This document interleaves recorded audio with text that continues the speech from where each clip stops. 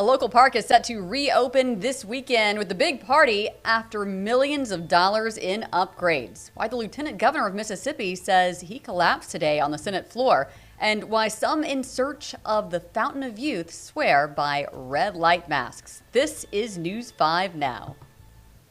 Brought to you by Green and Phillips, covering news from your neighborhood and around the world. News 5 Now starts right now. I'm Cheryl Lombard. This is News 5 Now, and we are so glad to have you here with us. We do this every day at 5:30.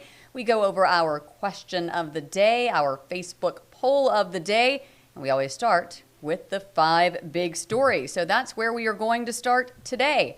Number 5, Fort Walton Beach Police Chief Robert Beige selected to be part of the State Immigration Enforcement Council in Florida. He was appointed by Florida Chief Financial Officer Jimmy Petronas.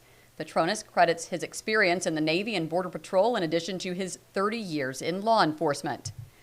Number 4, the first Mardi Gras parade of the 2025 season in Pensacola is set to roll next Friday night, and police say they are going a step further this year to ensure your safety during parades. There's a road closure. It's a perimeter. It's being extended for parades scheduled February 28th and March 1st.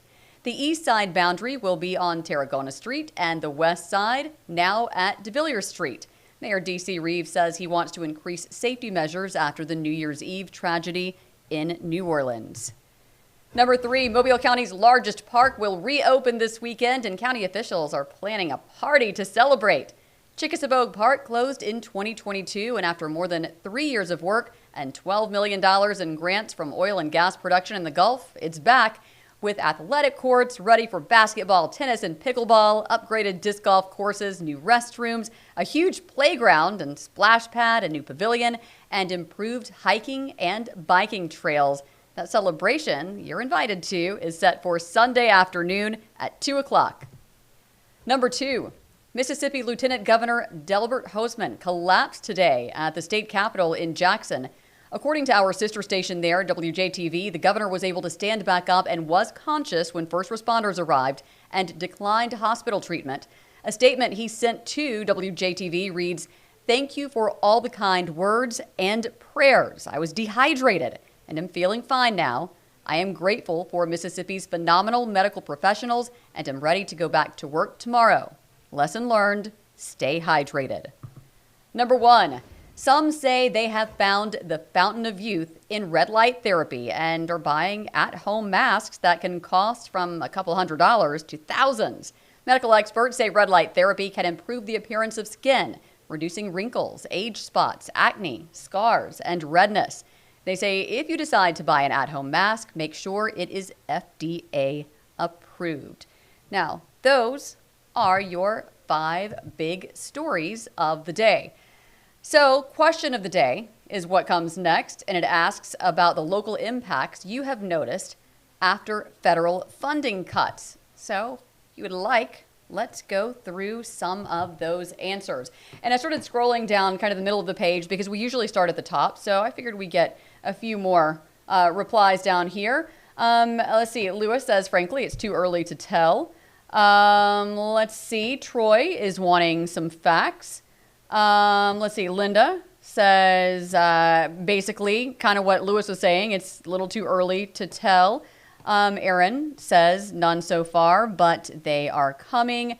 Derek talks about international shipments costing more.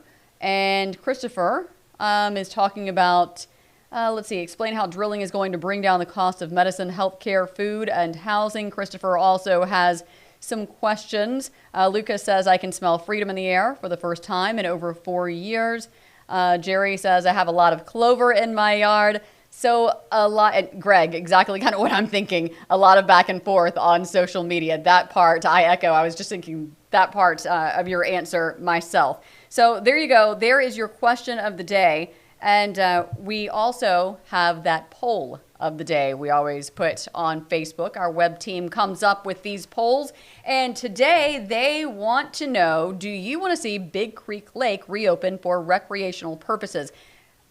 I will be honest, in the newsroom, I just said I'm kind of shocked by the results of this poll. I did not expect 96% of people who voted to say yes. I really didn't. 2% no, and then 2% say no opinion on that. Of course, officials with Mawes closed Big Creek Lake to protect the drinking water, saying that they wanted to make sure the water is safe to consume. So that's why I was surprised, honestly, by the answer saying, that being out in recreation means more.